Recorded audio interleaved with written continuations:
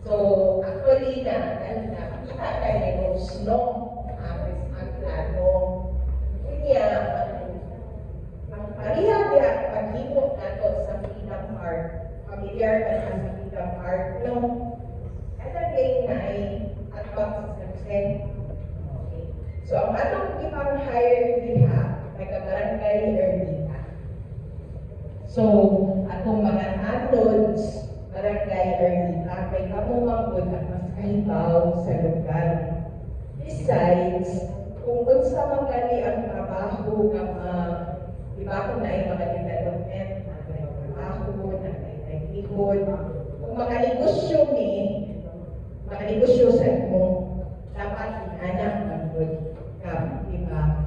So, ang kapalangitan barracks, familiar ka sa barracks, anang mga housekeeping meaning itrapo sa lamisa, igsilhig, igbukbok sa tanong, igibot sa ang sagbot gani, diba? Kay sa park na may nindot niya tanong.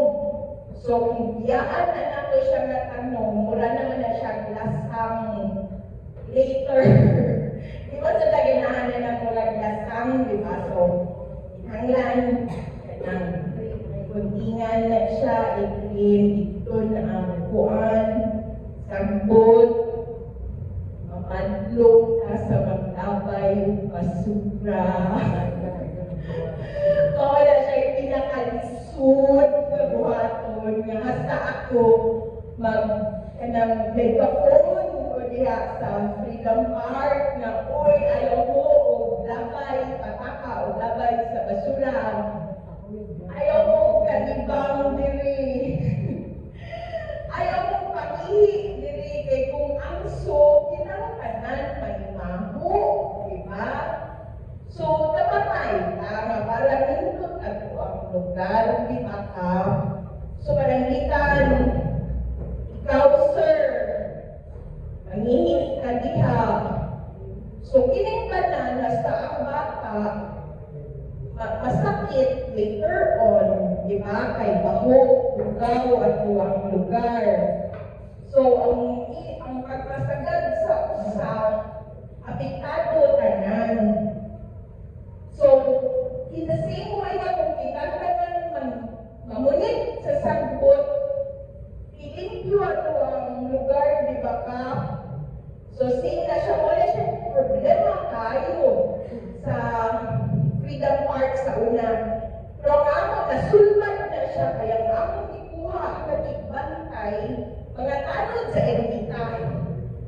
So, kung ako ang security guard mo ay mabantay, kay ibuli man, hindi man kaila.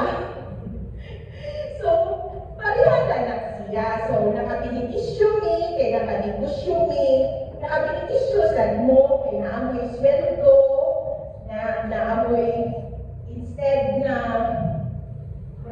kung malangitan, karumatero, kung na'y magpakarga karon, na'y kwarta, kung wala'y magpakarga, wala po, di ba? So, at least, kung natay sweldo, kada buwan, sigurado na, basta ilang ka mag-absent. Di ba? Kaya alaman mo sa sweldoan mo niya, absent kayo mo, di ba? Di ko siya fair.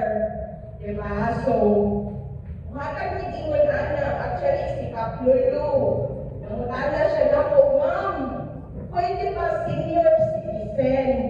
Ikaw ganahan kay Kuwana ka. Kay dito sa laing ang kakapait ng Goodrich Pilipinas, kung iguwag na ka, di na nakapiti ng trabaho sa ko.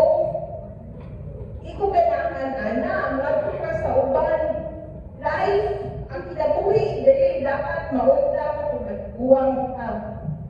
Huwag na ko'y bayak puso. Kasi kapit ka sa ko naman. So, dapat naadya ko'y manarbaho mas senior citizen rata. Akong inang sikap, naalam ka rin endorsement ka, kariyado ko sa Ermita. Kung nagkinahanglan ni pagkitan, pila ka buok janitor, pila ka buok housekeeping, pila ka buok sa landscape na to. Landscape, meaning ka ng magmuma sa tanong, nagabuo ka sa ang parking attendant, kay na may mga area go din ha, abi ko sa parking ha, na may mga area din ha, na iba di parkingan sa road cap niya. Kanang ay abi ba abita, di ba? Mga yung tao ba yan? Sakto? Okay.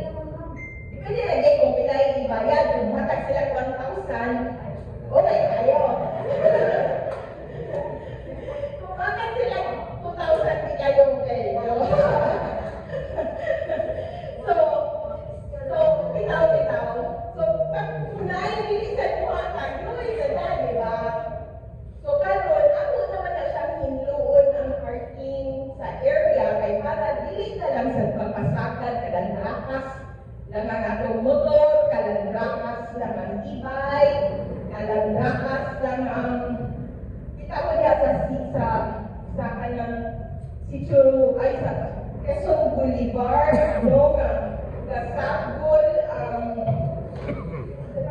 gasagol ang truck, ang elf, ang sakyanan na private, ang mga bata, ang karumata, ang e-bike na sana.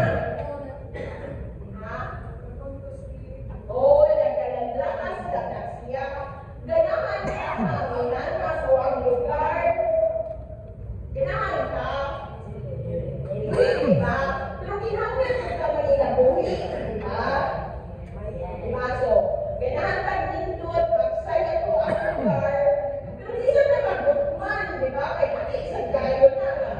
Nindot kayo ng lugar na huwag kayo kakakawin sa luwang pamilya. Diba? Hindi siya na ito yung dinamo.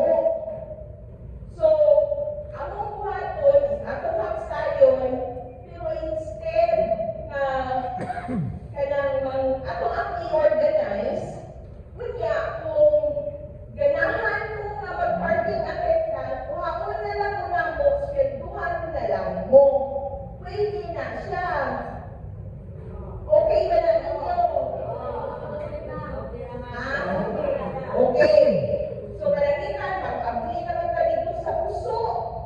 Kailangan mo puso. Kailangan mo puso, village ka na. Among ito, pod, minaundang. Karoon ako sa kayoon. So, ako na sa kayoon. So, pasalamat ko sa mga amo. Bukas ko lagi ako. Mag-explain ko na sa Manila, pero hindi na lang. Anyway, look back lang yung dadaling na nakaayot ka na at least na ako'y contribution sa pagkalilot sa Pilipinas, siguro makikita mo lang sa okay. So, sa Puso Village, nagkasulya na ni Coach Joy Pisquera and the tourism office, no? So, ano siya ka area din ha, naghanjo na siya turista.